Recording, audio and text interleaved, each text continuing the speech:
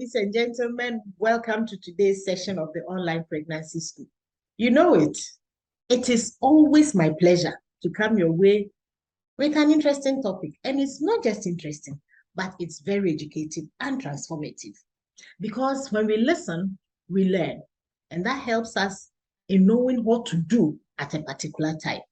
For those who have been joining us, sending us messages and encouraging us to go on, we say thank you. But if you are joining us for the first time today, please go ahead and hit the subscribe button and also turn on the notification bell. My name is Dr. Linda Vanutu, and it is always a pleasure. Today, I'm going to discuss a very important topic with a colleague, and the topic is autism. There might be people out there who have heard this term but don't know what it is. Or maybe you have encountered somebody who has been given that diagnosis. But what does it mean? And what can you do, whether you are the parent or a caregiver or even a friend? And this is what we want to share today. So I want to welcome my guest, and I'll let her introduce herself to us. So Doc, you are most welcome. Thank you very much for having me to talk about this very important subject. My name is Dr. Jacqueline Bamfo. I'm a consultant obstetrician and gynecologist. My main focus, though, is obstetrics and fetal medicine and prenatal diagnosis. So my job involves scanning pregnant women and counseling them and supporting them where the child has been diagnosed with an abnormality. I also do general obstetrics, cesarean sections, and antenatal care. I do have a special interest in neurodiversity. That's aside from work. It's something that I feel very passionate about. Neurodiversity encompasses autism, ADHD, any number of different behaviors. And I think that this is really because we have had members of our family that have been touched by that, and I think that brings you into the world of autism and also additional needs, and makes you aware of the different things that can be done to improve the long-term outlook of children and adults with additional need. So this has somehow become my my passion. Wow, that is very good. And congratulations, you are doing so much. Fetal medicine is something that a lot of people may not have heard about. So you taking that upon yourself to see pregnant women and help them with their fetal growth, that is very, very important. Congratulations on that. So Doc, what is autism? So autism is a single word that encompasses a wide spectrum of behaviors. It's essentially a social communication disorder. There can be difficulties in speech and language development, but there can also be various characteristic behaviors. You may have children with autism that like things a particular way. They are almost, have difficulties with change. There can be different aspects with food tolerance. Some children may not like the certain texture of food or taste of food, or they may find environments too stimulating. So, you may have a child that covers their ears all the time because the noise, the frequency of the sound that they hear is so high that it disturbs them. Or you may have a child that constantly needs to stimulate themselves to almost regulate their emotions and keep alert. From the outside, looking at somebody affected, with autism or somebody with autism, because it's really not an affect, it's just the way that that person is born like that. It may seem strange when you observe a behavior, but for that individual, that's a very normal thing for them to do, because that helps to regulate themselves and make them aware of where they are in terms of their time and their space and their orientation. In terms of the speech development, There may be problems with understanding speech, or there may be problems with expressing speech. You may have a lot of children that are able to follow instructions, but when it comes to linking the words together in the brain or processing that information, it's difficult. It's almost like, many children find it difficult to manage so many different things at the same time. We often multitask. Okay, we're on the phone at the same time as on the computer, at the same time as in the kitchen cooking. Where somebody with autism may find that doing all those things together is quite difficult. Maybe they're not able to plan their different sequences.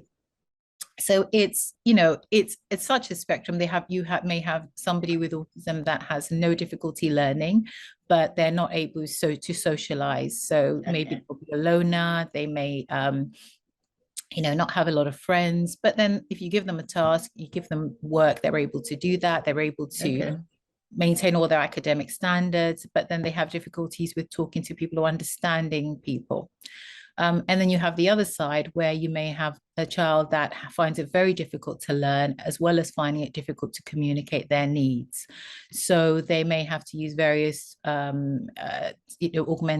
augmentation devices to help to communicate, or flashcards or signs. There are children that learn to sign language, but then may not be able to sit with other children. So there's so many different presentations. You may get children that are gifted. They call them autistic savants. So these are the children or the adults that are great mathematicians and physicists. They have no academic difficulties. However, it's the social side that is a problem. So there's a whole variation of presentations, and I think the difficulty is recognizing that and tailoring how you approach that individual according to the problems that they may have. That is very important, Doc, because you see, from what you have described, I hope that people are getting it, that it doesn't mean that this person cannot do anything. No. Mathematics is something that a lot of people fear or they don't like. But if you have somebody who can do that, the person is gifted. When I was talking to a lady whose child had another condition, she said that she sees her child with different abilities. That child doesn't have a disability, so far as she's concerned. The child has different abilities because the child can do other things. Absolutely. So that is very important. Yes. So ladies and gentlemen, if you are listening to us, we are talking about autism. And from what doctor has said, it means that the child can do something. This person can go into an adult who can do so many other things. So many things. And in fact, there are examples of people who are very, very, very brilliant, who were diagnosed with some form of disability or another. So it doesn't mean that this person cannot do anything. Doc, is it something that they are born with or they acquire when they are born? It's most likely multifactorial. There may be, I think it's something that most likely someone is born with. In terms of what causes it, there may be underlying genetic traits that predispose some people to getting it, or the parents may carry some genes, but then it may also be sporadic. We actually don't really know. There are lots of studies that are being conducted all the time looking for various genes. There are some conditions that, of course, will link with it. But in the majority of cases, even with people that have been investigated with genetic tests, there was no cause that was found. And that's because there are probably so many millions of genes that are involved that we don't really have the sophisticated technology to actually pinpoint what the cause is. Sometimes you may get it associated with prematurity or where there have been problems with birth. But overall, majority of times, there isn't really a known cause. Many children will be fine until they're about 2 or 3, and then they start developing the symptoms, or the parents may notice that things are not going the way they expect, like they have delayed speech, and they're not able, they start covering their ears. When you go into a large crowd, they just feel uncomfortable in that environment. And it's just really to do with the way, it's almost like a sensory perception. We are able to perceive the different senses, interpret those senses appropriately, and learn to develop. Children with autism just find it's quite difficult maybe to be able to focus or block things out. You can go to a party with a lot of noise around you and you can still talk to each other and communicate. A child with autism in that environment may just not be able to process the language because they can't block out the various sounds. So it's just how they manage the sensory information, really, like the taste of the food, the color of the food, the smell of the food. Many times you may eat something that doesn't smell so great, but you'll still try it. Whereas a child with autism, that smell from 2 miles away, they will stay away from it. It's just how they see the world in a different way. It doesn't mean that it's the wrong way. The way I think about it, how do we know that we are right and they are wrong? It could be that we're the ones that are perceiving the world in the incorrect way. But you see, that is very important, especially the fact that it is not the woman's fault. Because in some instances, if anything to do with child delayed development or anything happens, then if you're not careful, then the woman is blamed. And sometimes the men even leave them because they think that they were the cause of this. So it's important for us to understand, ladies and gentlemen, that it could be due to many things, many reasons, not the woman. Absolutely. There is no as for that, studies have been done and that studies are still continued, but it's not any particular parent's fault. It's neither the man's fault or the woman's fault. It's not something that it is a blame. It's just that this is how this child has come into the world, and we just have to adapt to support that child in the right way. Sure. So Doc, how can we as caregivers, parents, health providers support such children? What should we do? I think the first thing is early recognition. And because it's very important to understand that in the child development checks, this child is hitting their targets, because we know that early intervention improves long-term outcome. So by denying that initial acceptance of, yes, this child is developing in a slightly different way, many parents just don't want to think about it. They don't want to accept it. And by doing that, actually, they're not helping the child. By recognizing that this child speech is not developing appropriately and referring them to a speech therapy service, then they get that speech therapy intervention started very early. If you have a child with coordination issues with walking, for example, many children can go on the bicycle very easily and pedal easily, but a child with autism with gross motor or fine motor problems may find it difficult to do those activities. Getting them referred to an occupational therapist or a physiotherapist so that they can start exercising, using their limbs, their joints, you're going to have a long-term benefit from that. So there are various techniques that are used in terms of intensive interaction. One of them is, so for example, there's something called, there's ABA, Applied Behavioral Analysis. There is intensive interaction, there is floor time. So there's various different things that can be done. And the sooner you start them, the better the long-term outcome. There is no, I would say, one therapy better than the other therapy, because the children may have many different things. So for example, if you have a child that's a fussy eater, then you really need a feeding program. And that is introducing the child small amounts of different types of food just to get them used to trying different things. There are very good programs available that can help. And parents, this is not just we have to go to a private clinic. I mean, at the moment, there's so much available on YouTube. There's so much available that is free to access. There are very good websites available that provide very simple things that parents can do to help. You have to keep presenting the child with different foods, trying one thing, trying another thing, and eventually you will eventually find the thing that the child is able to tolerate. And it's some children only want to eat beige food. Some children will only eat certain colored food. And it's just, and once you start realizing that, you'll find things that they will eat. You just have to be quite imaginative. You might have, you may have to cut up your vegetables and make them look like, stars or bananas or something, just the same way that you would try and get a child that's typically developing to eat vegetables by making them interesting. It's the same way that you will get a child with autism to eat food by making, tomato ketchup on everything always works. Oh, okay. That's a good tip, ladies and gentlemen. Get some tomato ketchup and put it on that plate, and the child will eat. That is interesting. There's always, you just have to, as a parent, you just have to use your imagination to overcome some of these challenges, but there are definitely things that can be overcome. Sure. Ladies and gentlemen, if you have just joined us today, we are talking about autism. Specifically, what can the parent or the caregiver do? How can they help this child so that the child will feel part of the family? It's important that when you see any difference in this child compared to other children, you don't treat the child like you are different. Let them be as normal as possible and find ways. Doc says that find creative and innovative ways to address that particular challenge that you find in this child.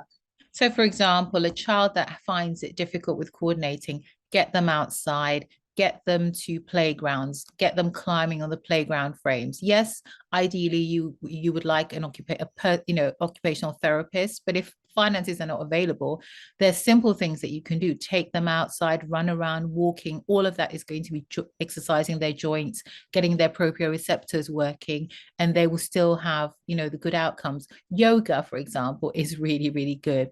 Getting them to sit down, practicing different poses, all of that helps to improve their balance and their posture. So yes, ideally, if you have the facilities to afford, the autism centers, that's great. But if you don't, there are lots of simple things that you can do that will still achieve a good outcome. Good. And I like the fact about finding it on YouTube. Just as we are discussing, if you chance of this, please share with friends and family. And we are hearing from doctor who has been seeing pregnant women and children who need special care as well. So she has the right information to share with us. You don't have to have lots of money to be able to do this. Running out doesn't need money. You can just go outside and find a safe place where you can play with this child. Allow the child to learn. That's what she's saying. And if you want this child to also exercise, it's also cheap, so to speak. So, Doc, what else can they do? Those are very important tips that we are sharing. What else can they do? I think the important thing also is when it gets to schooling, getting the teachers on board, thinking about where this child will need to be educated, whether they stay in a mainstream environment or whether they need to go to a specialist environment, as in a special school. Yeah. It's a personal decision for parents. Many, and also it's also about the ability of the child to be able to be integrated in the mainstream school. I think staying in a mainstream school has the benefits where the child will develop with typically developing children, will see things modeled, will see behaviors modeled that perhaps they could, copy, benefit from, learn from. And also being in that environment with typically developing children may stimulate that child to sort of, I need to do what they're doing. It may help them in terms of the social interaction. Being in a specialist school means that, yes, there'll be other children there that have those similar needs. So therefore, the typically developing behaviors cannot be modeled. Sure. However, there will be more access to specialist care, such as some specialist environments may have a speech therapist there on site. Some specialist centers may have occupational therapists there. They may have music therapy, they may have art therapy, everything available in one place. So it really depends on a personal choice. If you look at these statistics and data, I think if you can stay in a specialist school, in a mainstream school, that would be the best. However, autism is so individual that each child will thrive in the right environment for them. So you just have to identify, where you think your child is best placed. And it's just really a discussion between the parents and the teachers. Sure, that is also very important. So, ladies and gentlemen, you don't have to have is that money to go to a special school if that is too expensive for you. But we have heard about some of the things you can do at home and also what the child can learn when he or she goes to school. Doc, what else should they know about how to help these children at home? I think, as a parent, as you said before, treating this child like your other children. This child, first and foremost, is a child. Children are the same. They want to be played, they want to hug, they want to make sure that, that child is showered with all the love in the world, because they have to develop their self-esteem. They have to develop their confidence. They have to know that however they are accepted within the family. Because just that, you may think that this child is not aware of it, but they're very clever, these children. Yeah. They're very astute. They notice things, maybe body language, changes in your mood. So if a parent is always upset about the situation, this child will pick up on it. So it's very important that the parents actually regulate themselves, regulate their own behaviors. There's a very good poem that it's called, I think it's called Letter to Holland. And it's something that is used to help parents to accept that their children are slightly different. And I may not quote it exactly the right way. You can look it up, but essentially it says that imagine you're going to Rome, and you're going to go to Rome. You've made up your mind, you're going to Rome. You bought your ticket, you bought a book to learn Italian. You're going to see the Pope, you're going to see the Vatican. You've been saving up for this for 10 years. You're so excited. Okay. You get on the plane. And on the plane, halfway on the journey, the pilot says, we're going to make an emergency stop in Holland. He said, what? I'm not going to Holland. I don't want to go to Holland. What do I want to go to Holland? What's there? What's in Holland? And then, but you've got no choice. The pilot sends you to Holland, you land. And then at first you're really, really upset because, you set your heart on going to see the Pope. It was you planned this for years and years. But you suddenly have to accept that, what, you are in Holland. There's nothing you can do about it. And then the pilot says, this is it. This is our last destination. We're not going anywhere. This is it. We're going to have to live here for the rest of your life. I mean, what? Initially you're shocked, initially you're sad, and then after a while you kind of start walking around and you think, oh look, there's a windmill there, that's quite nice. Oh look, there's some tulips there, there's some museums here, canals, and this Holland place is it's not that bad, it's okay. And then eventually you start loving being in Holland and enjoying all the nice things about Holland. So the moral of the story is that yes, your journey of parenthood may not have been what you expected. However, your journey can still be a great journey. You can still do the same things. You can still go on holiday. You can still have the same fun that you expected to have with your child. And that's almost having a child with additional needs. That really is the journey, because the more you spend with your child and the more you just accept them as your child, you realize that actually life is okay. Life is the same as everybody else. I mean, there are times when people will actually say, let's swap children, and they'd rather have your child with special needs than their typically developing children, because they're giving them a headache. So the more and more you accept that, the more and then you start to see the different things that child can do. Sure. The way they communicate, the way they're able to, talk to you, and you engage with the professionals and you find that right, because once you've got that communication right, whether it's verbal or non-verbal, you realize that you can do the same things. And also managing things. I mean, one of the problems, for example, with the children with autism have tantrums. They have tantrums all the time. Not all the time. They can do. But you have to understand, what is behind this behavior? Why is this child throwing themselves on the floor? It's because maybe you changed, you took away their favorite toy, or the noise around them was too much. So you move them into a slightly quieter environment, and you realize that this child is absolutely perfect. So understanding that child, understanding the triggers, understanding what they need, what they don't need, really helps you with managing behaviors and always predicting them. If this child likes the shoes to be placed in a particular way all the time, then that's the way it's got to be done. Because if it's not done that way, they may not be happy, but then gradually, you know, for example, children that find it difficult to accept change, you will teach them how to accept change gradually. Okay. So, for example, you know, taking a child to the cinema, that is quite stimulating. You take them in at the door, you leave. That's the first visit. The second visit, you take them in, you sit down for about 10, 20 minutes, then you leave. Okay, that's the second visit. The third visit, you sit down for another half an hour, watch half an hour of the movie, and then you leave. By the fourth or the fifth visit of the cinema, they can sit through the movie the whole time with all the other kids. It's gradual, slow, getting them to accept the situation gradually, and eventually they will. And that's how the therapists help you to work with that. So feeding, you want them to eat a bowl of pasta.